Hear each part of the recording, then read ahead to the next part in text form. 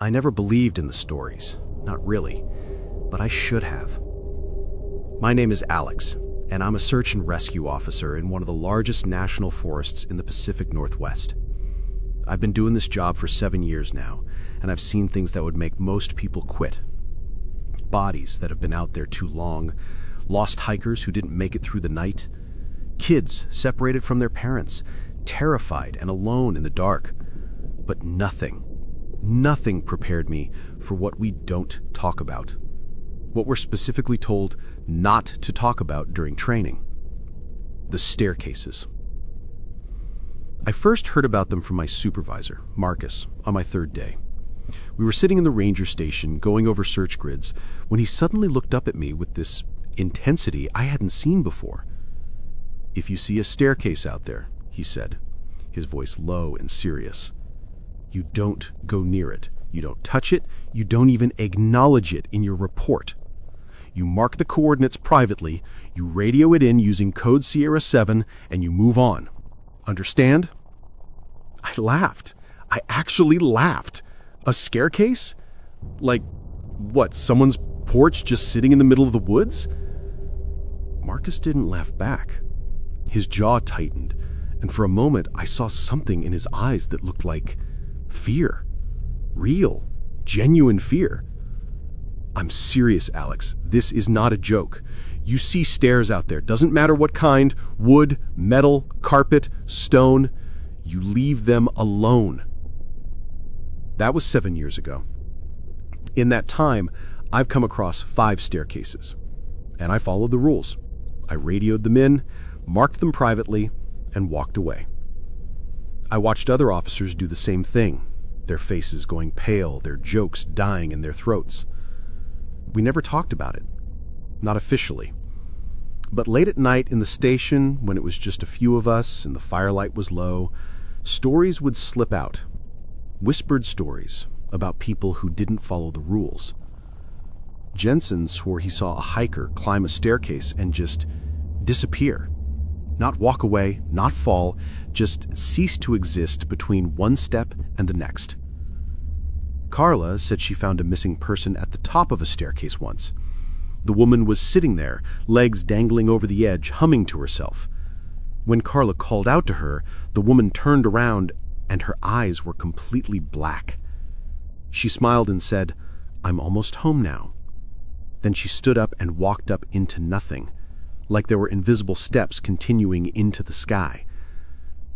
I told myself these were just stories, campfire tales to spook the newbies, stress-induced hallucinations, fatigue playing tricks on exhausted minds. But 3 days ago, everything changed. We got a call about a missing girl, 8 years old, red jacket, last seen on the Clearwater Trail. Her name was Sophie. I saw her picture. Gap-toothed smile, blonde pigtails, freckles across her nose. She looked like my niece. I volunteered for the search immediately. The first day turned into night with no sign of her. The second day brought rain that washed away what few tracks we had. By the 3rd day, hope was fading. Her parents were hysterical.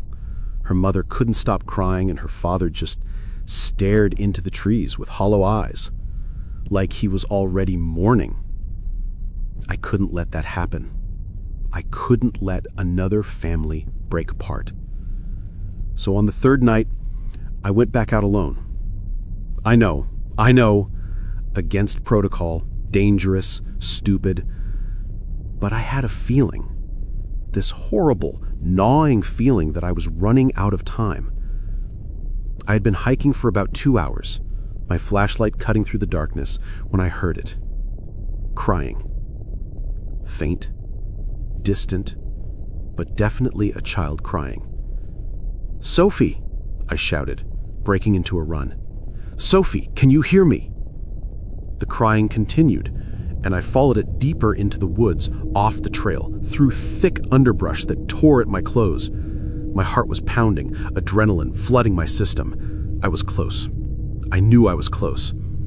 And then I saw it. A staircase. It was beautiful, actually. Victorian style. made of rich mahogany wood with an ornate banister, completely intact, not a speck of dirt or moss on it. It rose about 15 feet into the air and just stopped. No platform, no second floor, just stairs leading to nothing. And at the top, sitting on the last step, was Sophie. She was facing away from me, her red jacket bright even in the darkness, her small shoulders shaking with sobs. Every instinct in my body screamed at me to stop. Marcus's warning echoed in my head. 7 years of following the rules, of walking away, of pretending I didn't see them. But this was different. This was a child, a real, living, terrified child who needed help. "Sophie," I called out, my voice gentler now. "Sophie, honey, I'm here to take you home." She stopped crying. Her shoulders went still. "Your mom and dad are waiting for you. They miss you so much." Slowly, so slowly, she turned around to look at me. Her face was normal, completely normal. Tear-streaked, scared, exactly what you'd expect from a lost 8-year-old. She looked at me with hope dawning in her eyes. "Can you really take me home?" she asked, her voice small and broken. I felt tears spring to my own eyes. "Yes, baby, yes, I can. But you need to come down from there, okay? Can you do that?" She nodded and started to stand up. That's when I noticed her feet. They didn't touch the wood. She was hovering, just slightly, maybe an inch above the wood. My blood turned to ice. "Sophie," I said, trying to keep my voice steady, "how long have you been sitting there?" "I don't know," she said, and her voice sounded strange now, like there was an echo to it. "The stairs told me to wait. They said someone would come. They said I was almost home. I'm almost home now." Carla's story came rushing back to me. "Honey, I need you to listen to me very carefully. Don't go up. Don't go up any higher. Just stay exactly where you are." Sophie tilted her head, and her smile widened. Too wide. Wider than any smile should go. "But I want to go home," she said, and her voice was layered now, multiple voices speaking in harmony. "Don't you want to see what's at the top? Don't you want to come home too?" She started to rise, floating up past where the stairs ended, into the darkness above. "No!" I lunged forward without thinking, my hand grabbing the banister. The moment my skin touched the wood, everything changed. I was no longer in the forest. I was in a house, a normal suburban house, with family photos on the walls and the smell of dinner cooking. I could hear laughter from another room, warm and inviting. My mother's laugh. But my mother has been dead for 10 years. "Alex," her voice called out, "dinner's ready. Come eat." I felt a pull, an overwhelming desire to walk toward that voice, to go home. I hadn't realized how tired I was, how much I missed her, how much I just wanted to stop fighting and rest. My foot lifted to climb the first step. Then my radio crackled. Marcus's voice, distant and staticky. "Alex, do you copy? Alex, we have your GPS signal. You're off the trail. What's your status?" The sound of his voice shattered the illusion. The house flickered like a bad TV signal, and for just a moment, I saw what was really at the top of the stairs. I can't describe it. My brain won't let me fully remember, as if the memory itself is too dangerous to keep. But I remember the feeling. Absolute wrongness. Hunger. Something vast and ancient and patient. It had been collecting people for a very long time. I tore my hand away from the banister and stumbled backward, falling hard on the forest floor. The staircase stood there, innocent and beautiful, as if nothing had happened. Sophie, or the thing wearing Sophie's shape, stared down from me from somewhere above the stairs, suspended in the air. "You come back," she said with that horrible smile. "They always come back." Then she faded, like mist in sunlight, until there was nothing there at all. I ran until my lungs burned and my legs gave out, until I found the trail again and collapsed gasping into my radio. They found me an hour later. Marcus took one look at my face and knew. He didn't ask questions. He just helped me to my feet and walked me back. The next morning, they found Sophie.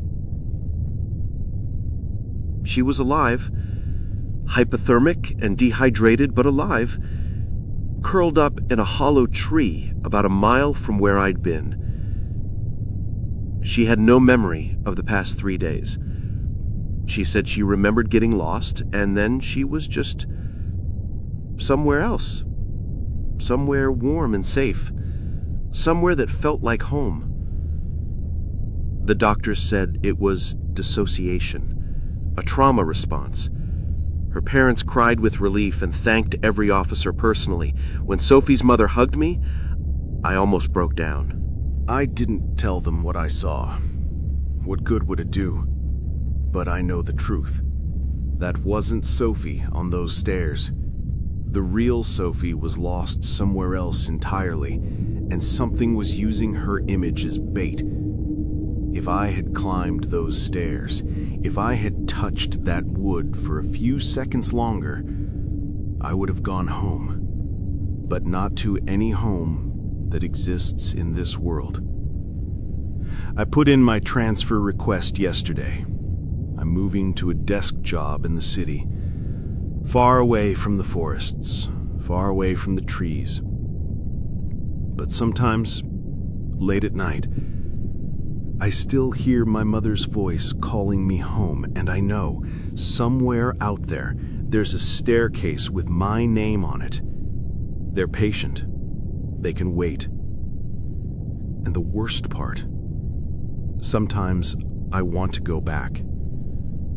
Sometimes I lie awake and think about how tired I am, how much easier it would be to just climb those stairs and finally rest.